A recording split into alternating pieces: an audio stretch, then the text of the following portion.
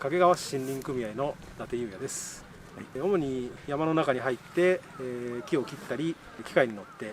丸太を出しています。やはり仲間とのコミュニケーションを大切にして、一人でできる仕事ではないので、みんなで仲良く協力して現場を進めていくっていうことに気を使って仕事しています。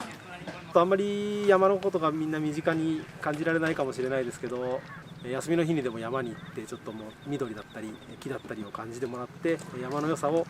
もっと身近に感じてもらえたらいいなと思いますね。